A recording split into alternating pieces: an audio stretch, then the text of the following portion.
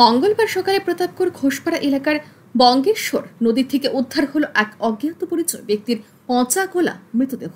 এই ঘটনাকে কেন্দ্র করে গোটা এলাকায় চাঞ্চল্য ছড়িয়ে পড়েছে।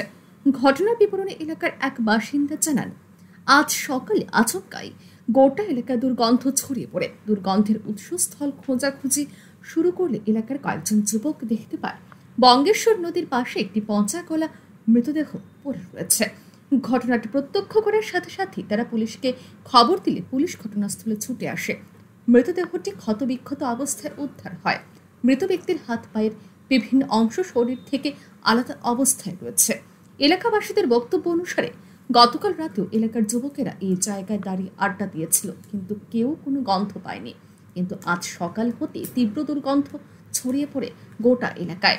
তবে কি রাতের আঁধারে মৃতদেহটিকে কেউ স্থানে ফেলে দিয়ে গেছে, নাকি নদীর জলে ভেসে এসেছে দেহটি? দুর্ঘটনা নাকি খুন, তা নিয়ে চলছে জল্পনা। আমি ওখানে হঠাৎ দেখলাম, আমি তো আসলে বাড়ি যখন ফোন করছে, ঠিক আছে, অথচ আমরা তো ডেলি কাল রাত 10টা করে পর্যন্ত অন্য কোনোদিন দেখছিও না বা গন্ধ শুনে পাইছি না। জিনি ও আসো না কারবার না, এটা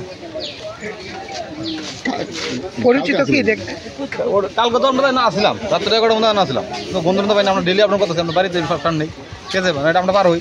হ্যাঁ, মানে ওখানে আসন্ন কারবারে কালকে তো আমরা নদীতে নজর দিই না, কেন জাবরা জাবরা তাই সময়টা ভর্তি কেন নজর দিব, এই আর কি। বর্তমানে পুলিশ মৃতদেহটি উদ্ধার করে ময়নাতদন্তের জন্য হাসপাতালে পাঠিয়েছে এবং একটি অস্বাভাবিক মৃত্যুর মামলা দায়ের করে তদন্তে নেমেছে police. Bureau report, RE news.